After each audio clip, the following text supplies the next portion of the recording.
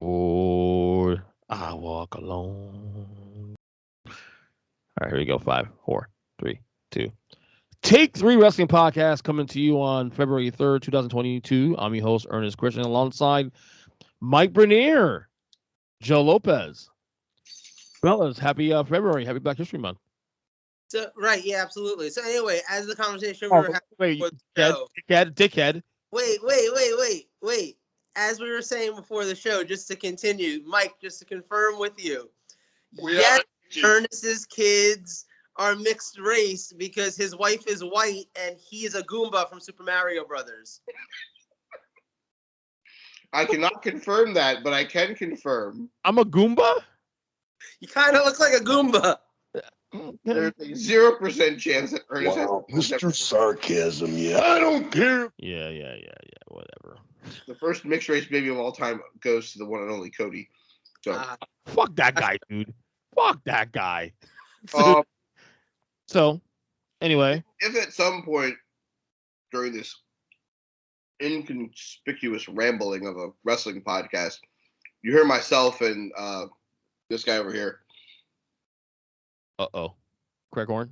That's just Craig, are you still banned on fucking Facebook? Oh, yeah. I got like three days to go. So at any point, if you hear us just start yelling random things at the TV screen, we currently have on mixed doubles curling for the Winter Olympics. So if we just the Winter Olympics are going on. Yeah. Oh, come on, dude. You got to get that fucking thing there. Let me ask you a question, Mike. Would you shop this one, for example? What? Oh, play it again. PayPal, what? I don't think you know how curling works. The pivot. Oh, that was the pivot. Okay. Pivot.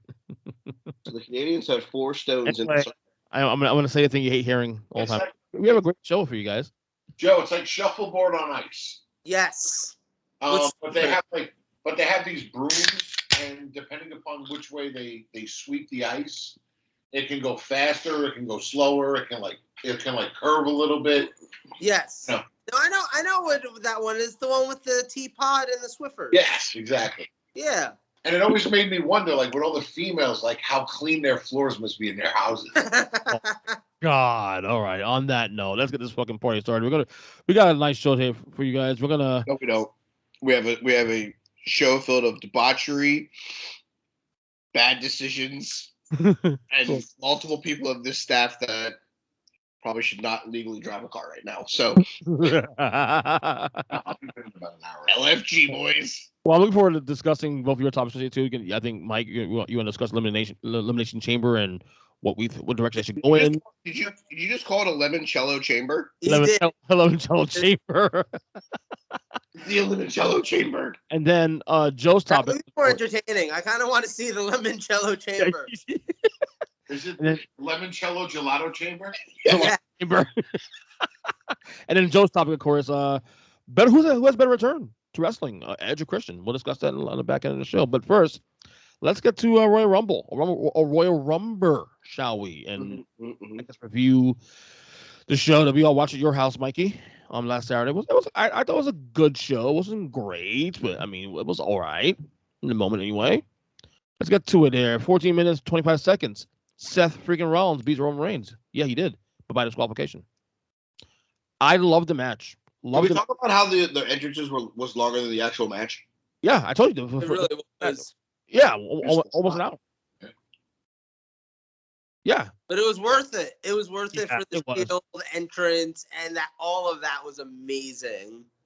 Yeah, I agree with you 100% on that one. The ending, well, I mean, give or take there. I think for the story, overall, it might be something that, what story are you trying to tell me? Because now Seth Rollins is in the chamber match. Yeah. He's not the guy who he beat by disqualification. He's fighting somebody else. I guess we'll kind of get there when we get to the Elimination Chamber direction they should go in. But it's quite clear now Seth is back in the title picture now after 2 years away. Well, it still doesn't make sense to what did you get out of protecting Seth Like you're not losing anything by losing to the guy that's been world champion for like 8,000 days. Russians by 4. So I don't really fully understand why they couldn't just have Roman win the match. Do we agree that If they weren't gonna book it in a direction where Rollins was about to be like continuing to be the next challenger, then what's the point? But I love it. Mind you, I love the match. I'm with you. This is probably my favorite match on the entire show. I think it's one of my favorite matches of the year so far. I'm with it. Agreed. But just from a creative standpoint, I understand Mike's point, which is if you're going to do a DQ finish, the logical reasoning is to protect the guy or continue the story. Well, you didn't need to protect Rollins, and you're not continuing the story. So what was the point? What was the purpose of that finish? Or are we not? Are we? I mean, the story is done for time. Where are they continuing that at? Is that an after Rumble continuation? Because if that's the case, we already know what Roman's next feud is. That's going to be WrestleMania, which is Brock, obviously. Right. I mean, we all agree. I think we all three of us agree that whatever scenario we see, we're going to see Brock and Roman at WrestleMania. But it wouldn't surprise me if they do what they did last year, throw a guy in there. No.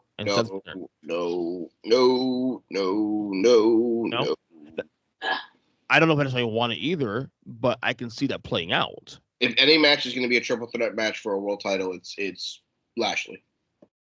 Lashley against Riddle and Orton. Really? Orton at the very least.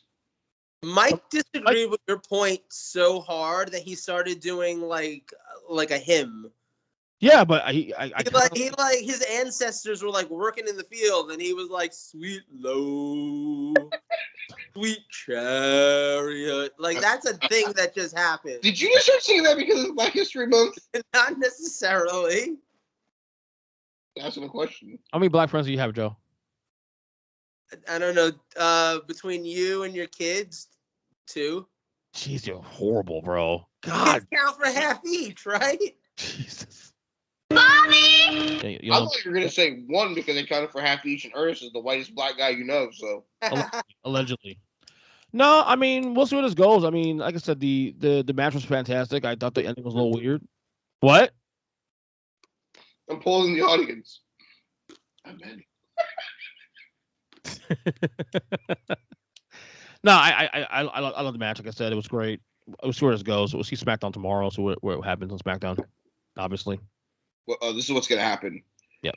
I turned on Brock Lesnar because I'm Paul Heyman, and now I'm going to have my guy wrestle Brock Lesnar at WrestleMania. We're going to completely forget Seth Rollins was even in this match.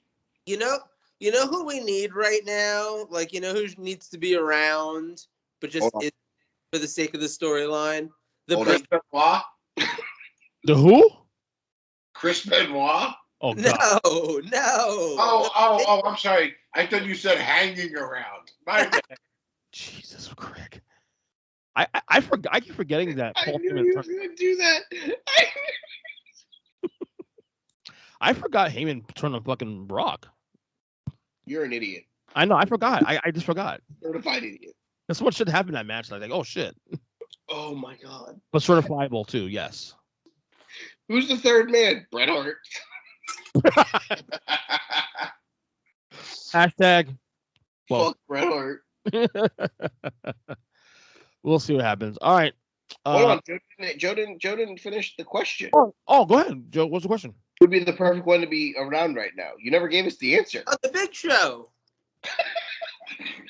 Wait, no BS? We literally went from hanging around with Chris Benoit to no BS. to a guy who's been kicked so hard in the head that he has fucking seizures because of it. To the Big Show. No, because like, what's a good Paul Heyman turning on people's storyline? Big Show. God. Yeah, 2002, right? 20 years later, man. Hey, yes, Paul White. Everything circles back around, man. 20 years later, you know. Ooh. So, anyway, all right. Next match we had the Women's Rumble that went 59 minutes 40 seconds. Wait, hold on. Go ahead. What's up?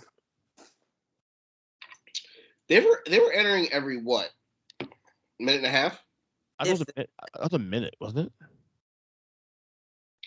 I think before they said every minute and a half. Can we discuss the big elephant in the room right now? Okay, what is it? The match only went. That wasn't the original Kelly Kelly. This is a Doink the Clown Ultimate Warrior situation. They replaced Kelly Kelly. Kelly Kelly died. Bad. I'm not kidding. It's so bad. Sorry, I hate to say it. What? He was never a good wrestler. No, but I mean. But that bitch didn't even look like Kelly Kelly. I'm sorry. Kelly Kelly died. Yet I will say Kelly people. Kelly took a better spot than some of the other women in this match. That elimination spot was actually fucking decent. No, you know who looked really good in this match? Who? Michelle McCool. She did. For like no good reason. Like if I'm Impact, I'm booking her to fucking fight Mickie James if I can. If she's not under like a Legends contract with WWE. I think she But, wants. like, she looked awesome in the ring. She looked better than she did in her entire run. I think she's supposed to be at home. Honestly, I think she likes being away from the ring.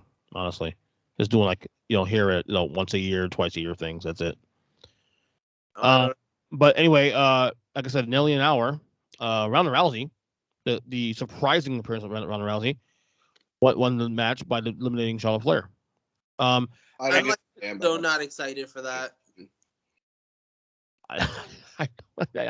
Dude, hey, you guys are both fucking shit on Ronda so bad coming into it, and then I actually like the way they're going with it. It makes sense. It does make sense. Like I don't know who else you would have had it, but that's building that division problem. That's not a not having the talent there problem.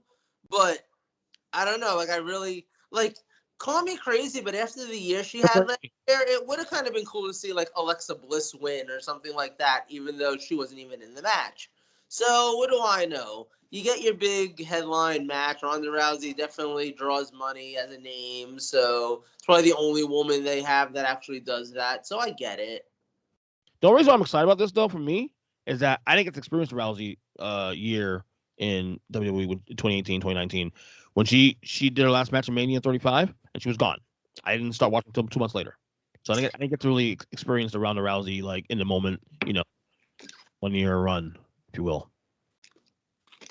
Obviously, everybody hates it. Everybody told you hated it. She's terrible in the ring, but that's the problem. She literally looks horrible. But she's still a name, and that she's going to draw some eyes because of that. Yeah, 100%. I will say, listen to a lot of the wrestling journalists and podcasters for the last couple of days since the Rumble. This Rumble got much better reviews than the men's Rumble. As it should have. Okay. Yeah. What stood out to you guys in this Rumble? Obviously, Molly Holly's been in every women's Rumble match. Mm-hmm. Ivory she came out as the superhero and got into a fight with the other superhero, proving there can only be one superhero. I love that. I did love that. That was a great spot, actually, yeah. And the stuff with Ivory was great, in my opinion. I loved her coming out with the right to censor gimmick and doing all that. How about no Naomi spot this year? Fucking Sonya, fucking. I think it makes sense for what they're doing. Yeah. I agree. Granted, look, if this doesn't end up with like some sort of street fight at WrestleMania on one of the two nights between the two of them, then I don't get the point. But I really did enjoy, like, that was a great spot. The Naomi elimination from Sonya was a fantastic spot. I loved that. Mm-hmm. There was, this match had that the men's match didn't. There was a lot more little stories going on in this match. I agree. There were a lot of fun spots. Like, the men's match lacked fun spots. No. There's no, fun moment like you had with, like, Ivory. Or you had with, a couple of the other women that came out. We also had no surprises in the men's Rumble. No, exactly. Nope. Which was that's the thing too. It's like this was fun. A Royal Rumble match, in my mind, like if you're building a good Royal Rumble, you need to have beats in it that are surprises. You need to have beats in it that are nostalgia moments. You need to have beats in it that are comedy moments. Like you need to hit every little crescendo because you're telling a story that could run as long as like an hour or more. So you have to actually have it ebb and flow. You have to hit the different things so that it makes it entertaining. That's a complete story. Think about your favorite Royal Rumble matches and think about how it has, probably in some capacity, all of those elements. From 1992 to 2020 over there to, 2002 2001, they all have those elements to them. Absolutely. This match completely lacked that, but the women's match at least made an effort. Yeah, I agree with you on that. Do you like that when Rousey is the winner? I do. I mean, I can't think of who else they would have. Like I said, like I get it from a business perspective. She's gonna sell tickets. She actually will. I actually like it because she's the one person that can beat Charlotte Flair. We can get rid of Charlotte Flair in the title picture for 6 months. AKA, she's just gonna go to Raw and be in that title picture instead. I would leave her on SmackDown and let her chase. I mean, I would love it, but I'm just saying, like, knowing them and what they do. Fair She's point. like Roman Reigns with a vagina. Yeah. Yeah, I mean, I thought it was a good match though, overall. Definitely better than the men's match. I will agree with that. All right, next match we have 13 minutes even. Becky Lynch retains the Raw Women's Championship between Doudrop by pinfall. Okay. I know that Doudrop is factually extremely talented in the ring, and we all know this. Yes. But I was actually really surprised by how great this match was. Like, I know I shouldn't be surprised because Becky's great in the ring, Doudrop's great in the ring, but on paper I was like, really? Okay. But this match was kind of awesome, to be honest. Doudrop is the hope. Say that again, Mike? Yeah, I'm in on that. I think that match was actually probably one of my favorite ones of the night. Quick, fast, to the point, but but still, got it done. Well, I think Doudrop gives you hope for the women's division too overall. You have your obviously your tippy top people, Becky and Sasha and fucking Bianca and Charlotte, but then you still got well, yeah, but you still got Billy Millicard, and Doudrop definitely is someone that should really keep an eye on to, like, maybe in the future. If she didn't have the dumbass name, it would be easier to take her more seriously. Yeah. They should go back to calling her Piper Nevins. I totally agree with you on that. So Becky, what's next? Did I get that right? What was Doudrop's real name? Piper Niven. Okay. Yeah. I don't want to make sure because you know me. She's got a horrible accent. Well, she's not. She's Scottish. Scottish, right? Yeah. It's no, but she's got like a heavy accent. Like, she's hard to understand at times. Is it heavier than Nikki ASH? Heavier than how much she weighs or her accent? Which one? Accent, bro. I'm sorry. Just trying to figure it out. Till Drew. She's Spanish. That bastard. Yeah. No, she's actually good in the ring for a big girl. Chili's. It's what's for dinner. No, but just the sound of her accent. It just, she doesn't have, like.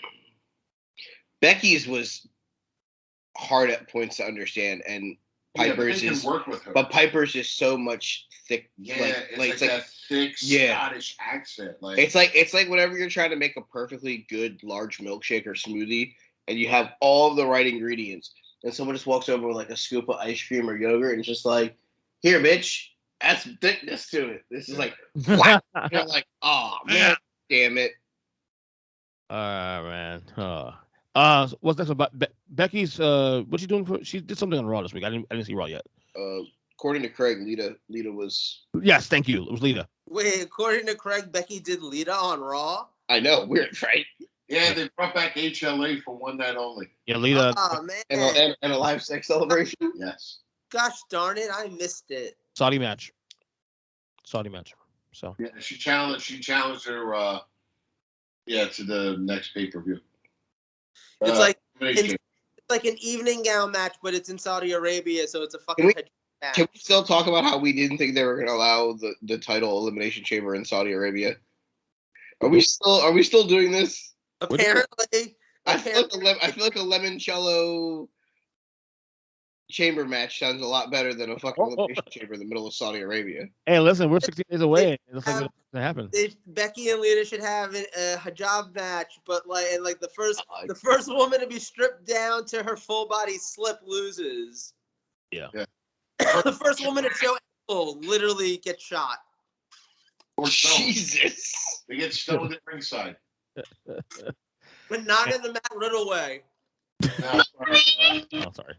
Anyway, 10 minutes, 15 seconds. We got a new WWE Raw WWE champion as Mr. Lashley defeats Brock Lesnar. Robert E. Lashley. I'm gonna say two things about this match. Uh-huh. Number one, I never need to see Bobby Lashley take a fucking German suplex again because I thought that man's neck was gonna break with every single one. Ugly, yes. Every single time, I was like, "There goes his shoulder, there goes his neck." Yeah. It was like that fucking song, like my neck, my back, Bobby Lashley dead like that. That's what that felt like. Dude, Number two. Yep. Number two, I really wasn't a big fan of this match except for the ending because holy shit, that was an awesome ending. And I know we should have all seen it coming and maybe a lot of us did, but it was kind of awesome to see Roman come out. Just the whole cinematicness of just like Paul, give me the belt kind of thing and Heyman just doing it. And we all should have expected this from Paul Heyman. This man's been turning on people since before like the electricity company could turn on the power for him because he couldn't pay the bills. So we should have been surprised, but here it is. Yeah. Mike, your thoughts? I heard. Yeah. Glad Bobby won. Bob. I'm glad too. Bobby! Match was but the ending was fantastic. Buddy, what did you think it was gonna be a 5-star masterpiece? Oh, no, of course not. It was Lashley and Brock Lesnar. I mean, the watching the German suplexes though, I hurt watching that shit. I thought it'd be better. The match itself should have been better. It was the right amount of time with not the right actual like. Well, because I feel like they should have had the two guys. They're both MMA fighters. They should have had more of a wrestling match. Like, and I know that's not Brock's prerogative in WWE rings, Right. but it just doesn't work with him throwing around Bobby Lashley. Like, it's not like him versus Finn Balor where it's like, oh yeah, let's watch him suplex this guy 137 times and it's entertaining. Like Bobby Lashley is another big, huge guy. They should be hitting each other like bulls, not him throwing the other one around. Robert B. Lashley, sir. Yes. Wasn't it Johnny B. Bad? Johnny B. Bad or Robert B. Lashley? Yeah, exactly. What I'll say, obviously, this match I picked Robert to win because I said that Brock would go into Rumble and win the Rumble and we'd get to the match. Did not expect it to be this way. The turn was nice because now you can go back and be like, oh, it's Saudi Arabia. The title was supposed to be thrown to Roman. And Brock wasn't as out of position as Paul thought he was. And there's subtle things that they can go back to, which is nice. Obviously, this is going to lead to Paul staying with Roman long term.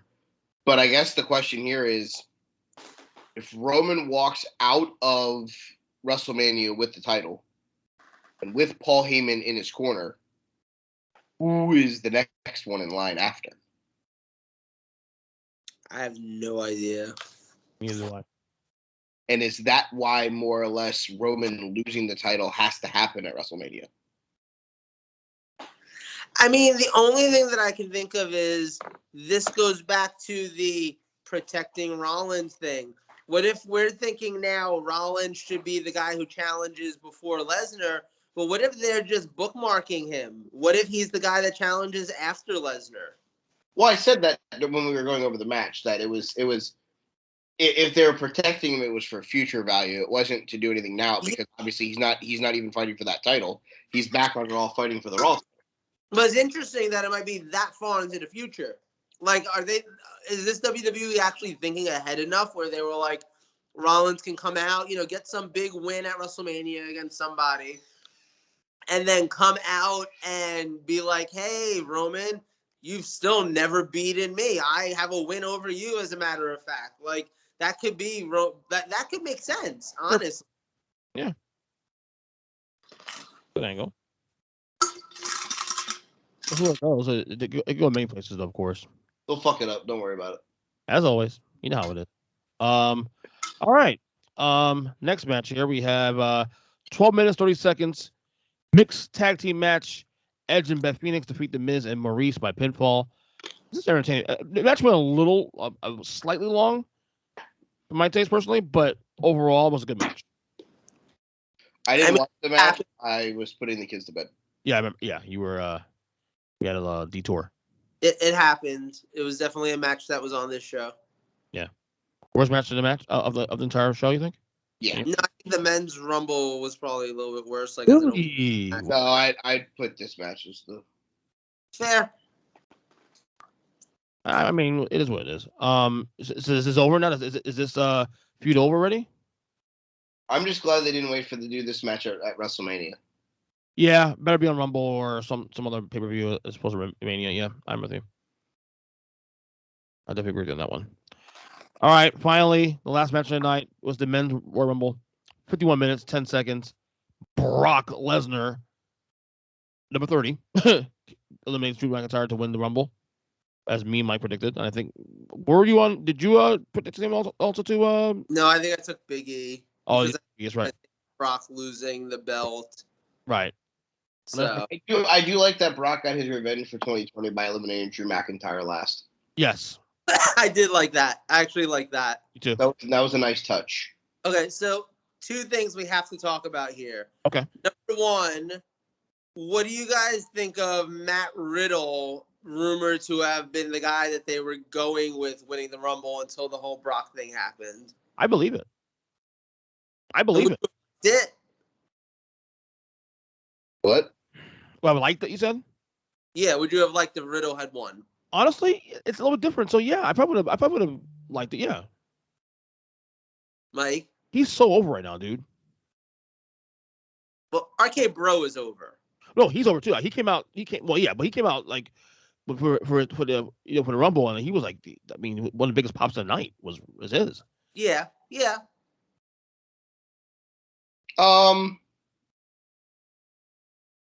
I think I would have been okay with it. I don't think I would have loved it. I think there's some other people that I would have probably have had win it before him. Yeah. Like? Including the actual winner.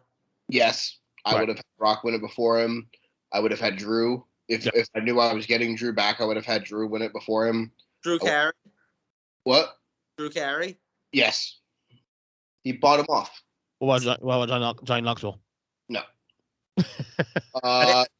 Drew, Biggie, Orton, and Brock were probably the only ones that I would take over Riddle. Part of me kind of feels like, and I know this will never probably happen in a year because like they'd get way too much shit from it. But imagine if Bad Bunny had actually won. Like, imagine if Bad Bunny won the Royal Rumble and then actually got to go have a title match at WrestleMania. Like, I mean, crazier shit. Like, you want to sell tickets? But props to him, though. Seriously. Again, doing the damn thing. I mean, giving props to a guy who took an F5 and got thrown out of a ring. Did a splash. Like, that. Oh, he sells tickets. Nobody knew he was going to fucking be there. No. But yet Joe did say Bad Bunny. Yeah, but Bad Bunny's spot could have went to about half of the fucking men's roster that fucking probably deserved to be in that match, and instead we get stuck with Bad Bunny and Shane McMahon. Were you not okay with Bad Bunny being there, or just? I would have rather if Cesaro been in the match. I would have rather if Finn Balor been in the match. I would have rather fucking Braun Breaker show up. I would have much rather Tommaso Ciampa or even Gunther show up than to give it to fucking Shane McMahon and Bad Bunny. Can we talk about quick? No NXT. My number 2 question. Well, my number 2 elephant in the room. We got to talk about how Shane McMahon's booking of this match has gotten him basically fired from his dad's company.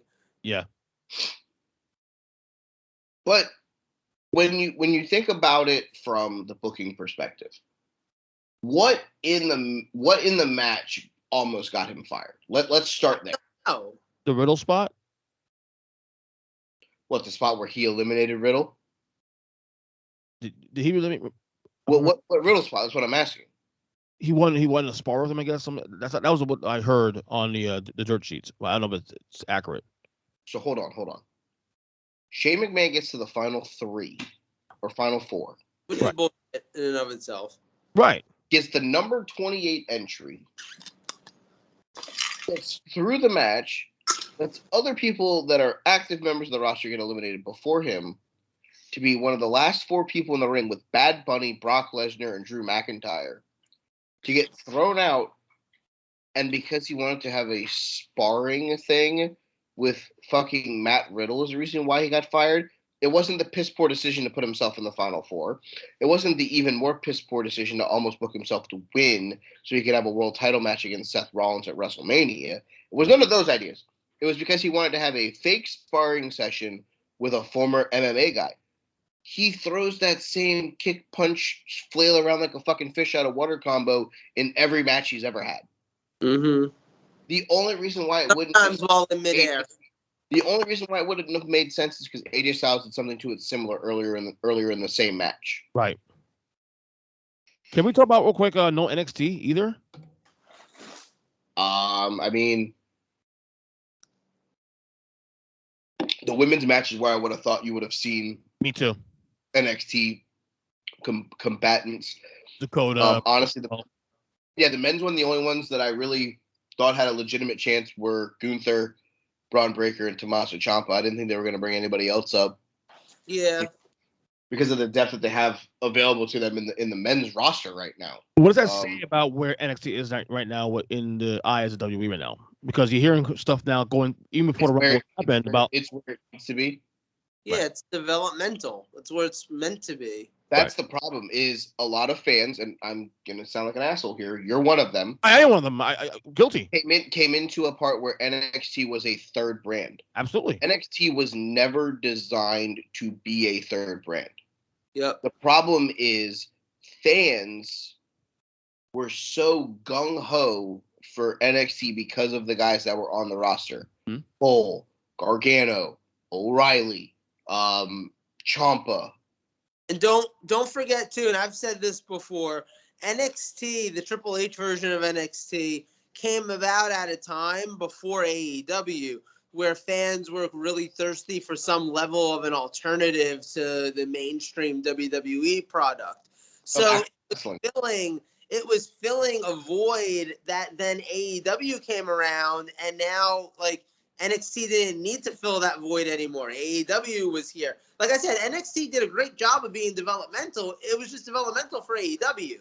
If you look at that roster at this point versus the WWE roster. Right. And of course, AEW comes, they go on TV as well. NXT's on USA, so it's being picked as a third brand. No, I'm with you. And I'm one of those guys. Admittedly so. I got into NXT in 2019, so I'm one of those fans. But it's where it should be. I totally agree with you. Where they're doing now is where it should be. Yeah, I totally agree with you on that one. Let me see anything else that stood out in that Rumble besides those two things. The Kofi spot botch. Yeah, the botch or whatever. Nice try. But I think that has better long-term effects for Kofi. Say it. Why? Because it proves that he's not perfect. Right. He's gotten eliminated in every Rumble that he's pulled this spot off before. Mm. Now it proves, okay, he's not perfect. He is human. It doesn't hurt him to lose and get eliminated like this because it was going to be a crazy spot to keep him in the match. Go ahead. You need to do that sometimes just to reset the person, because now every time he gets thrown from something, everyone's like, oh look, Kofi's gonna fucking land here, he's gonna do a handstand, right. Is he gonna do it or not? Yeah, it brings back the, oh my god, what's gonna happen? Is he gonna be able to pull something off? Right. Are you guys shocked AJ Styles was first? No, not at all. Okay. He's one of the better in-ring long-term wrestlers they have.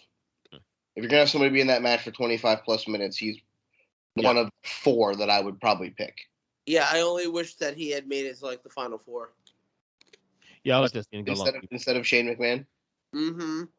Or Bad Bunny. See the way I look at the whole Shane situation is, if they relieved him of his duties as an agent and a writer of matches because he ended up in the Final Four, like, okay, makes sense. If they did it because he wanted to have a sparring joust with Matt Riddle, like that's the dumbest fucking reason I've ever heard in my life. Yeah, for real. Like at this point, like I would much rather have had the sparring session, have him go out like 10th, and have 9 other guys finish ahead of him. So give me a letter grade the whole entire event. I get a B minus. B minus. I'll go a solid B. Okay. Joe? I'll give it a B. And I feel like B is fair. There were some good matches, and like the story overall of the night was kind of good. Like I do like that, you know, the Roman match led to the Brock match, led to the Royal Rumble. Like there were beats through it. You don't always get that at a lot of these shows. Right. Correct. It's a great point. All right. That's a Rumble recap. All right, Mike, I think you're next. What's your topic? Ooh. All right, my topic is we're going to discuss, as I bring it up on my phone. Nice segue, too. Oh, wow. This, we have the Elimination Chamber coming up live from Riyadh, Saudi Arabia, because, you know, we're going to have a match with a really controversial name in a place where we almost got caught and murdered, but whatever. February 19th, Saturday at noon. Which is what, 8 p.m. there? Probably. I believe 3 matches have been announced for that show, by the way. The chamber match, of course. Yep. Becky versus Lita for the Rollins title. And the Usos versus the Viking Experience. Ooh, interesting. Okay. But what my question here is the Elimination Chamber match. The contestants are Bobby Lashley, Brock Lesnar, Seth fucking Rollins, Austin Theory, George Bush, Riddle, and AJ Styles. My question here, and I'm going to give all the credit to the 3-count show, our friend Big Jim and the guys over there. Who do you want to win the Elimination Chamber match was their question of the week. And I'm going to ask you guys the same question. Who do you want to win the Elimination Chamber? Not who do you think is going to win, not who do you think WWE is going to book, but who do you, the single individual, want to win this Elimination Chamber match? Ooh. I guess Bobby Lashley still. I would say that answer surprises me, but I'd be lying to all of us. Why are you not surprised by that answer? Why am I not surprised by that answer? Because he's been the biggest Bobby Lashley supporter of all of us since he came back to WWE. That's only because he has the sound thing that he likes to play. Oh, you know damn well. You come on now. Oh, wait, Big Jim. Tribute to Big Jim here. Trubisky or whatever the hell his name is. Sorry, it's Trubisky, Jim, for the record. Mitchell Trubisky. Yeah. Yeah. Why do you want Lashley to win? Let's have your reasoning behind it. Well, I mean, I want Lashley to win because I want him to obviously retain, but I do think in terms of storytelling, I mean, shit. So it's Bobby, it's AJ, it's Austin Theory, it's Seth, right? Yep. It's Brock. And who missing? Riddle. Will be intriguing to see if someone else, if we go left field. I mean, there's no way in hell the other 4 guys would. Either Brock or Bobby, right? See, okay, well, here's my problem. Here's my problem with Lashley winning. Okay. If Lashley wins, who do you have wrestle for the title at WrestleMania? Because you just had him defeat pretty much all of the potential opponents. There's one. Who? Orton? Randall Keith. Yeah. I mean, it makes sense, especially if he takes out Riddle in the process or something like that. Which sucks if have to sacrifice a Matt Riddle WrestleMania. Wait. I hear voices on my head. Go ahead, continue. Okay.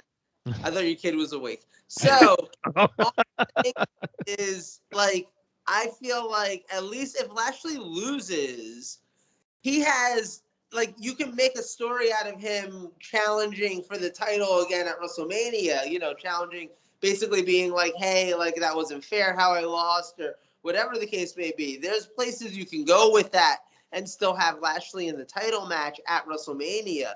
But I don't know that I just literally can't imagine who they'd have him wrestle if they end up he ends up beating all of these potential opponents. I suppose Owens is a person that could be it. Orton's a person that could be it. But I don't know.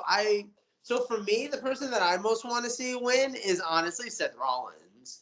And that's mostly because I kind of have just loved the last like month or two of his run with his feud with Reigns. And since it's clear that, that's not going to continue right now, I would love to see him get this nod. I'd love to see him win this belt and get to go to WrestleMania defending the championship.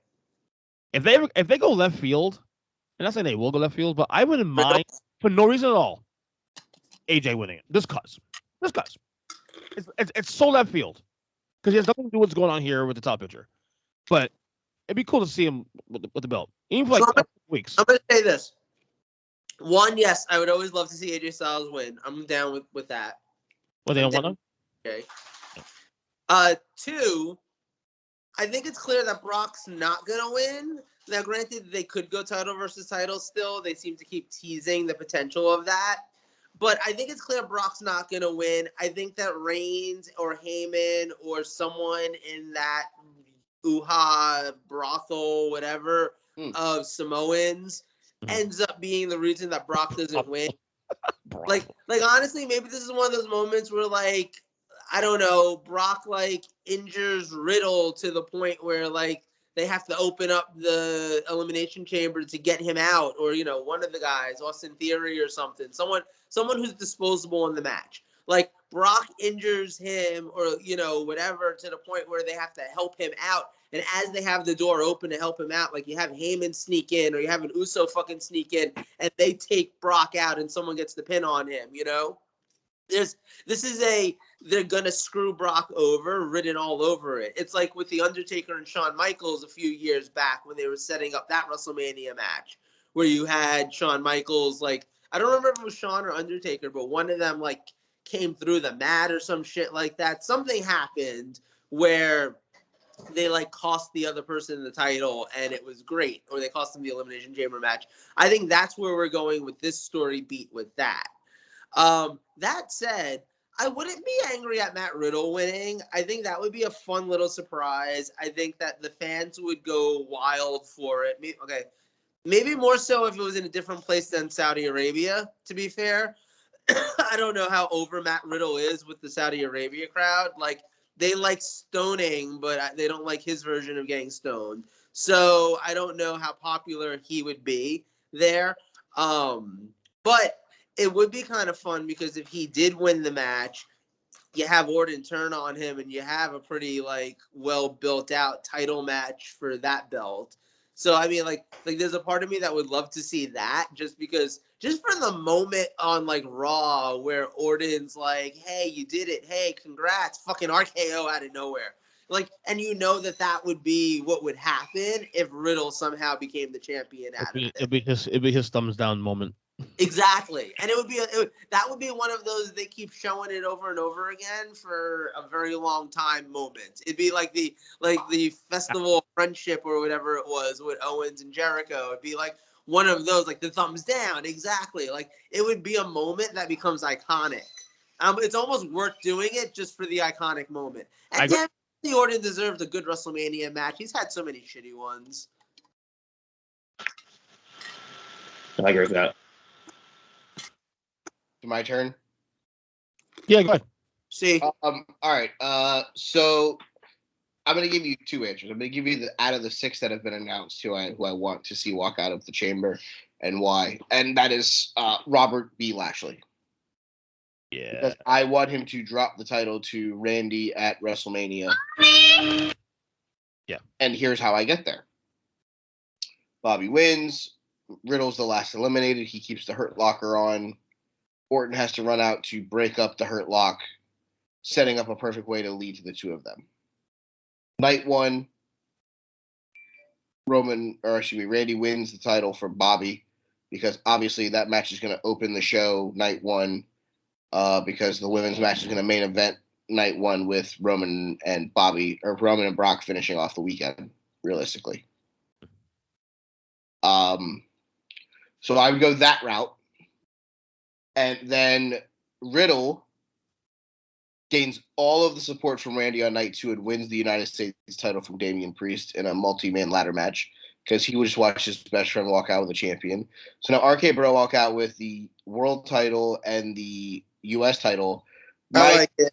Mind you, earlier in the month, they won the Raw tag titles back from Alpha Academy. So now all of the titles by men are handled by Randall Orton and Matthew Riddle. I love it. I like it too. I like it. That's booking. You should get a job there. Buddy, they don't want to give me a job there. They don't want none, apparently. It's like when AJ Styles invites his family over to fucking cookouts. They don't want none. Exactly. Now my hilarious, if I'm going off the beaten path, it also involves Randy Orton, and it would be Randy Orton winning the Elimination Chamber after the Bloodline jumps Brock Lesnar earlier in the night or even on the stage as he's coming to the ring, making him unable to compete, and Randy just sneaks his way in the chamber, and they're like, the fuck did you get in here? And he's just like, I'm Brock Lesnar? I'm Brock Lesnar. Yeah. It sounds like he's not sure, like he has amnesia. I'm Brock Lesnar? Who types a question mark on the teleprompter? You know Brock won't read anything off the teleprompter.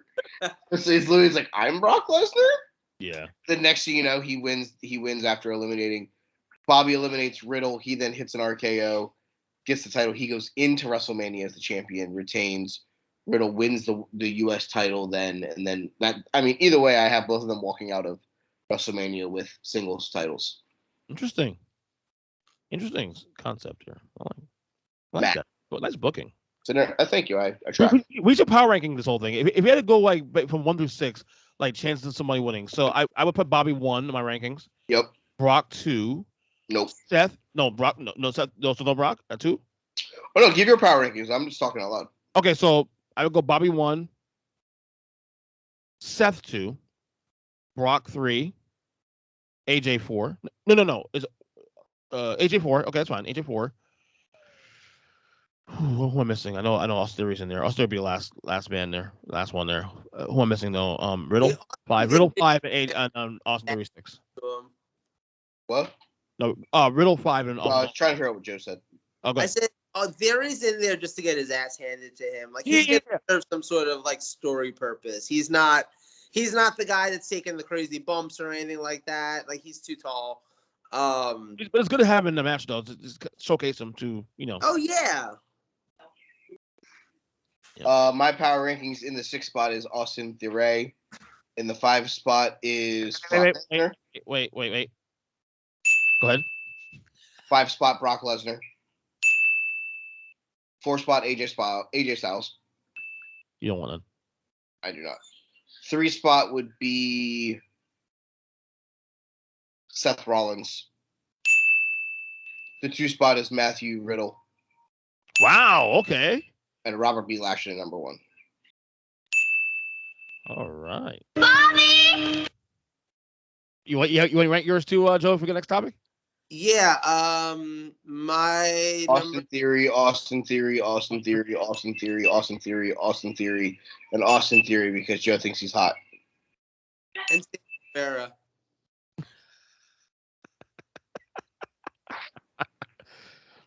There you go. We got his rankings. Is that factual now, Joe? Yes. Okay, Let's cool. go with that. All right. On that note, let's get to our final topic of the show. Joe, it's yours. Okay, so I don't know why I was thinking about this the other day. I don't know. I was listening to a podcast. They were talking to, I think I was listening to Kurt Angle podcast. And at the end of it, they were talking about Christian. And it was like, yeah, he's had a great run since his return. And I was thinking about it, and I was like, I feel like we all kind of ignore the fact that Edge and Christian literally both made comebacks at basically the exact same time.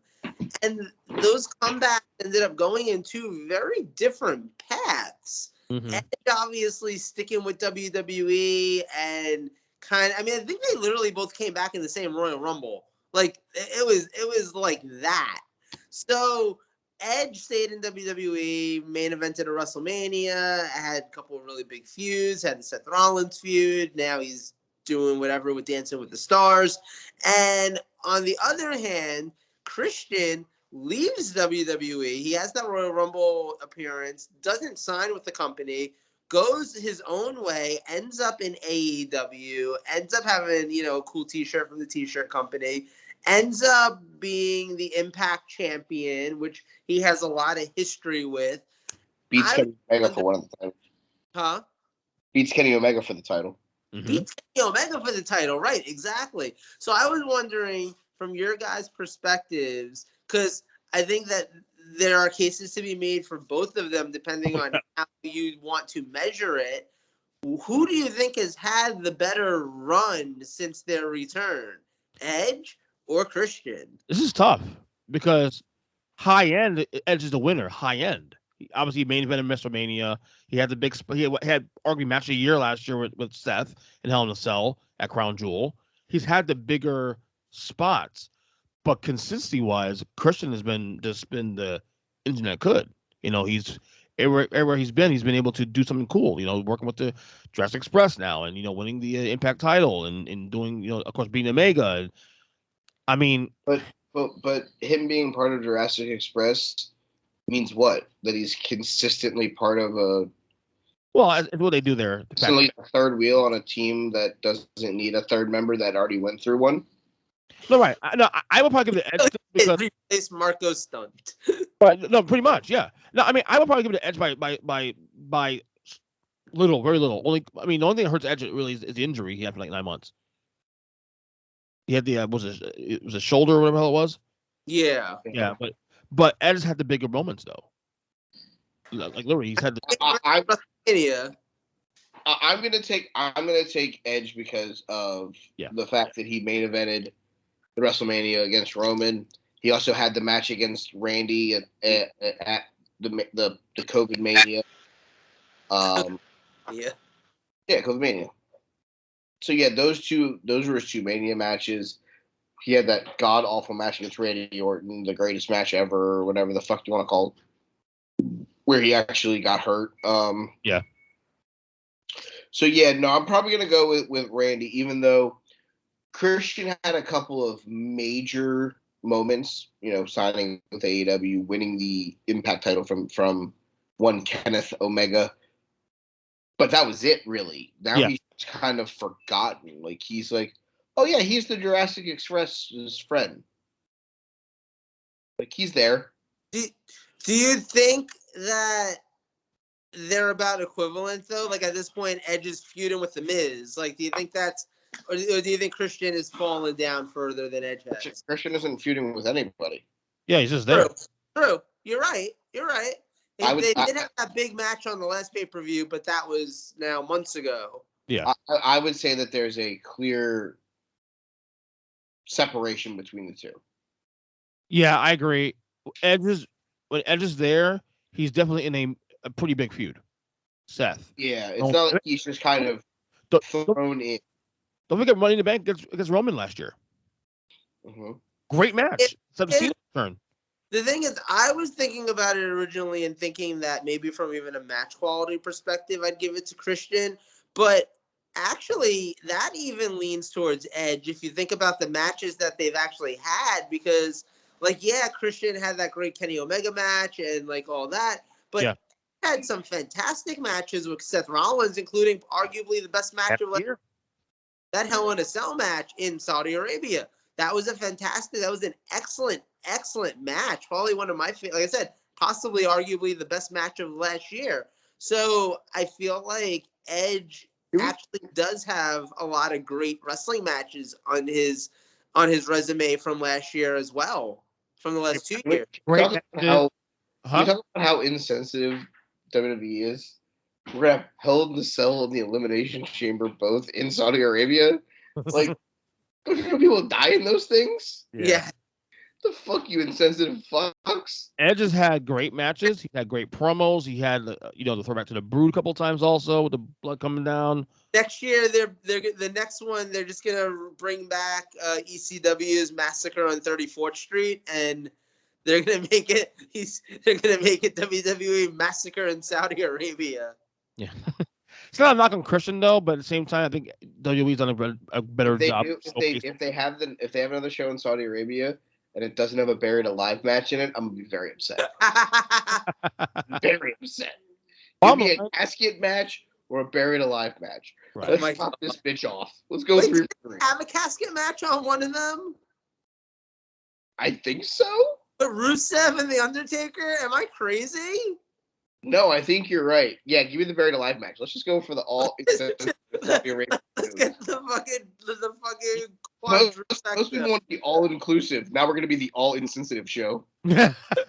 What the fuck is wrong with these people? But here's real quick. Bottom line, the WWE has done a great job. It's not even Christian's fault. WWE's done a much better job of showcasing Edge to make him matter. Every time he's on the screen, he matters every time, whether it's on top of the card or the mid card. That's the difference in an upstart promotion. Yes. Signing veterans for 1 or 2 pops compared to building them and building their company around them. Yes. Like Sting is the one veteran that they use night in and night out because it's fucking Sting. Mm-hmm. Like Phil from Chicago, still young enough that he should be on an active roster somewhere. Yeah. Facts. He doesn't really fit that Legends role. But like when you look at the Legends, it's like Arn and Tully, Sting, Jake, all them. It's like, yeah, I'm gonna use Sting as much as I can. Yeah. Sting makes sense. Like Christian on the other side of 30. Not a real young guy, but can still go somewhat in ring. He's in the role that he probably should be on that show. He's in the same role as an Eddie Kingston. He's in the same role as Moxley before Moxley went away to get himself back together. Right. You know, Moxley was kind of fondling there in the mid card, teaming with Eddie before he took his sabbatical. You know, and that's the thing is you're seeing a clear divide. And I'm not trying to burst into an AEW discussion. Right, of course. You see a clear divide where it's like Cole, Kenny, Hangman, the Bucks, FTR, MJF. That's like your younger, like, hey, these are the guys that are going to lead this company for the next 5 years. But then you have guys, your Moxleys, your Kingstons, your Punks, your Stings, your, FTR. Great tag team, gonna put teams over on the way or whatever. Have great matches with all their tag teams in that division, and they're gonna be the ones that are gonna help build the stars. But they're gonna be like the mid card guys. Like Christian sits in that row, if not a little bit further down, in the Tony Khan mindset, because at the end of the day, him being the third member of Jurassic Express is like, oh look, we have a WWE Hall of Famer as our third member. Right. No, it's an interesting point that you make. I've never really actually thought about that, how WWE and AEW use veterans in 2 very different ways, but it's because of where they are as businesses. Mm-hmm. Like WWE has the luxury of using veterans as special guest stars. As every time in Saudi Arabia and not lose something because at the end of the day, A, his contract's being paid for by the Saudis, but right. B, like, there's 7 or 8 more matches with other guys that you can now move somewhere else. Right, exactly. The luxury of using this. An AEW pay-per-view once every quarter has like 5 matches on it. You got to fight for TV time. Yeah. If you ain't one of those guys that they're clearly developing to be their main their main guys, like if you're not the Jade Cargill, the Ali Jays, the Tay Contis, the Britt Bakers of the world, like you're as equivalent to Dana Brooke, Tamina, and Natty. That's facts. That's their Sasha, Charlotte, Ronda, Becky. If you're not in that circle, like unless you like do something crazy to get yourself up to that level, you're the equivalent of Nikki Almost Superhero. Mm-hmm. You know, in the men's division, if Brock, Roman, Bobby, Seth is there, Adam Cole, Kenny Omega, Hangman Page, MJF, Darby Allin, like that's their group. Like those are the main event guys. So what is Miro? Damian Priest. Right. What is Cody? Shinsuke Nakamura. Like it's what they are. They're the guys that are like, here's your mid card. Here's what you need to be having fight for the TNT title and the FTW title when Ricky Starks defends it and stuff like that. we could have a full blown conversation of like compare each member on each roster, but that would take way too fucking long, and I think it would end up being one of our longest shows ever because you could see where you could turn Miro into someone of the equivalent of Shinsuke Nakamura or of R-Truth and running around after the 24/7, 7-Eleven, I-95, 24/7 championship. Right. It's there are some things, and I know quietly AEW is not quote releasing. They're letting contracts expire, so we'll see if this means more of these guys in the lower half are getting let go. Does this mean that Christian and Miro and those guys are going to get more TV time to get more over? Because I mean, and I'm just going to say this, I think Miro should be the Russian sleeper athlete and be killing it in fucking AEW, and he's just kind of not there. We did for a little while. Now that he lost the title, he's just like, okay, now what? Yeah. Now he's kind of floundering, and it sucks because and that's a booking situation. That's not necessarily his fault. It's his booking. Oh no. This is not it's a Miro fault, not at all. Definitely not a Miro fault. Definitely a decision that they're making as an organization, and I can't even say it's a fault. I think it's they know that they can get good matches out of him. I think they're also trying to develop a bunch of young guys that don't have the WWE stigma to them to push as like their homegrown talent. The Adam Pages, the MJFs, the Darby Allins, guys who haven't wrestled in a WWE ring before, because now it's like, yeah, we got that guy that goes boom, but have you seen him wrestle our guy? Right. This is our guy, a guy that you haven't seen wrestle, in WWE. Like, this is what he can do. Now, our guy beat him. Right. Same thing that happened on Wednesday night. MJF, their guy, beat Phil in his hometown. Yep. Good Great match, by the way. Great booking. I enjoyed the match. I think it was the right decision. I'm just saying it's like I said, we can sit here for hours and do this, but I think we are due for another AEW checkup, if you will, at some point in the next couple of weeks. Sure. It's been a little while. Especially as we lead into Revolution. Right, exactly. You guys will be there, of course. Yeah. I will say this. I know Ernest is probably out next week. He's going to a concert. Cool. The following week will be the Fantasy Book Your WrestleMania. And I'm going to make it where each night has to have 7 matches. So you guys have 2 weeks to do this. Joe, I'll remind you every Tuesday and Wednesday while you're at work doing nothing to fucking come up with something. Also, I do also want to probably in the next couple months, but this is going to be a big project. WWE at 40. Like I said, Vince McMahon took over the company 40 years ago this year.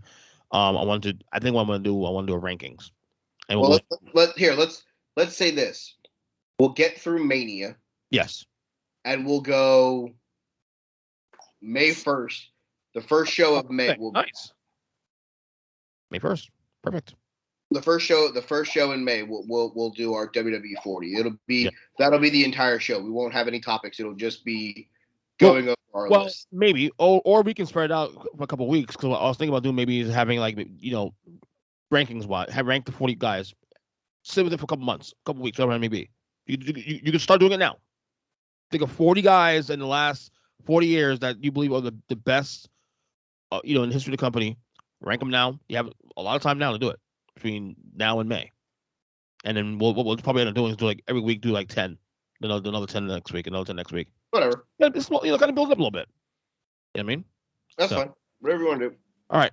Let's get to first off, our new thing now. We do power rankings now with the wrestlers of the week, and we, of course, rank them. So, Mike, we have our January results officially. Correct. Hold on, let me bring it up now. my rusty, trusty spreadsheet. Yeah. So again, there were 31 people that were eligible to receive votes. The way this works is if you finish in 25th place, you get 1 point up to first place getting the total max out of 25 points. So I'm going to go through this in reverse order. We're going to start with the person who is the 25th person on our Wrestler of the Week. We'll work our way up to the top 5, and then obviously who is number 1. Okay. We had a tie for 24th place between Tasha Steelz and Kevin Owens. Mm-hmm. Ernest and Joe both didn't have Tasha Steelz ranked. I had her at 18. I had Kevin Owens ranked. I believe Ernest did as well. No, Joe did. Ernest did not. Right. So that's the thing. I guess I should say the way that we accumulated this was for every spot that they were in. So for first they got 1, second, all the way down to 25, getting 25. Anyone who was not in your top 25 just automatically got 26 because it's the next number. So we added all those up, divided by 3. That's how we got to who ranked the highest. 23rd is Orange Cassidy. Let's say for the top 10. I should say that for the top 10. 10 get things. 22nd is Stang. It's Stang! We had a tie for 20th between Austin Theory, Katsuyori Shibata, and the Briscoe brothers. All right. CM Punk finished 18th. 17th was Deonna Purrazzo. We had a tie for 15th between El Desperado and Matt Cardona. 14th was Seth Rollins. Okay. 13 was Robert B. Lashley. 12 was Mickey James. 11 was Jonathan Gresham. And we are now in the top 10. Here we go. Ding time. All right. At 10, the AEW World Champion, Adam Hangman Page. At number 9, the NXT North American and Cruiserweight Unified Champion, Carmelo Hayes. At 8th is the TBS Champion and that bitch, Jade Cargill. I love her. You know she's bad in the ring. At 7, the Raw Tag Team Champions, Chad Reddy, Willing, and Gable, and Otis, the Alpha Academy. At 6, he retained the GCW title at the World on GCW show, Jon Moxley. Number 5, the new AEW World Tag Team Champions, Luchasaurus, Jungle Boy, the Jurassic Express. At number 4, he walked out of the Tokyo Dome, main eventing both nights of Wrestle Kingdom, and walked out as the IWGP World Heavyweight Champion. It's Kazuchika Okada. I swear to God, Ernest, if you buzz that bell one more time, shove it so far up your ass, you're going to think I'm Lauren pegging you like a Saturday night. So I did top 10. It's at 2025. You're lucky I'm the one doing 10. That's it. Just don't do it. Just don't do it. Just let him go. You got 2 more left, Mikey? Ernest, do it. I bet you won't. This is our thing, though. We do a football podcast. Butthole. When we do rankings, we always do this. At number 3, the NXT champion, Braun Breaker. Yes. 2 more. At 2, the new TNT champion, Sammy Guevara. Your boy, Joe. And at number 1, he won the WWE Championship in the month of January at day 1. Did not leave the month with the title as he lost it to Bobby Lashley. It is the Beast Incarnate. It is Brock Lesnar. All right. All right. So now we have our nominees for the month of February. Wait. Mike, you'll appreciate this. Ernest, you'll have no idea what I'm talking about. I'm sure I don't. Universe where Brock Lesnar's manager isn't Paul Heyman, but it is Julius Smokes. That name's Right? familiar. I don't know why. That's like, yeah, Roman Reigns. Yeah. That name's so familiar. I don't know why. If you don't. Summer goes pretty. Hold on. What just happened? Black screen. No. Okay. So.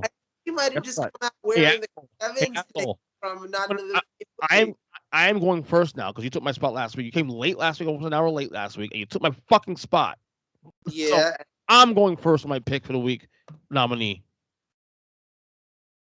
Do you, boo-boo? Brock Lesnar. Wow, shocker. Yeah. Joe, feel free. I'm going to steal MJF because obviously. Damn it, who's next in line? Yeah, no shit, so I'm stealing it. I hate you. Go ahead.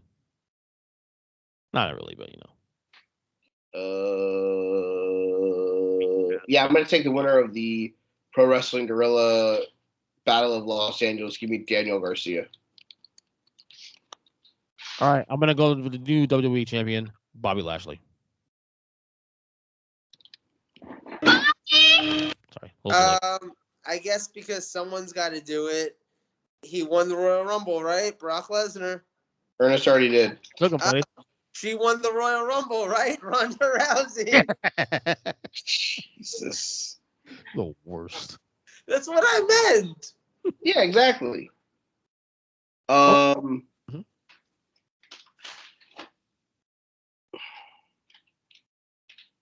Trying to think. There's a couple names that are floating around in my head. I'm just trying to figure out which one I want to go with. Walk alone. Butterfly in the sky. You know what? Because they are the first entrance into the ROH Hall of Fame, give me the Briscoe brothers. I like it. That's cool.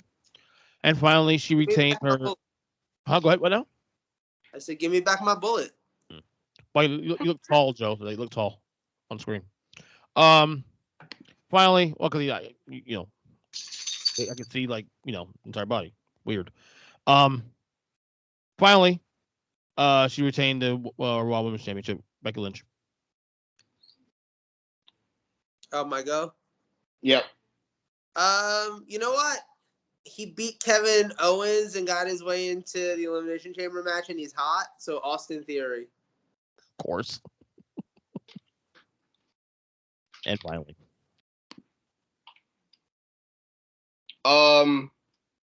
You know, I'm gonna make this one a comical one, and he's not gonna up in the top 25, and I know that.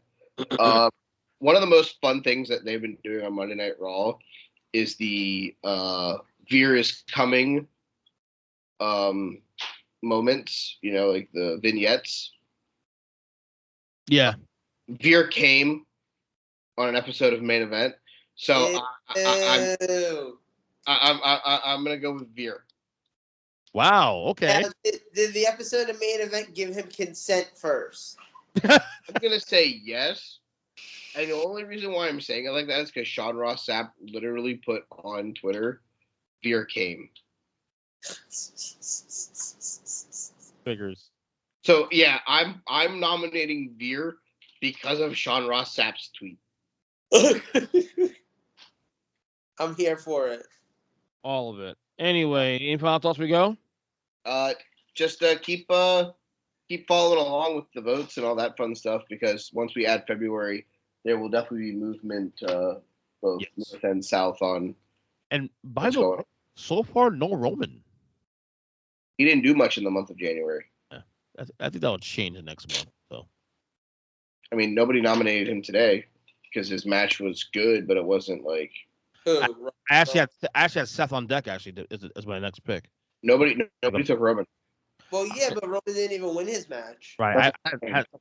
He's been doing stuff, but it hasn't been like monumental. Right. I think that'll probably end up changing in the next couple weeks, though. So anyway, any final thoughts we get out of here? Follow me on Twitter at They Call Me Burn. Follow the show at Take the Number 3 Wrestling. Other than that, I got nothing. Joe. I wonder who else they're gonna dust off for Saudi Arabia, because they're not gonna Goldberg and Goldberg versus Roman. Let's go. Oh. Goldberg versus Roman. Let's go. Oh, the rematch. The match that never happened in Mania. Good point.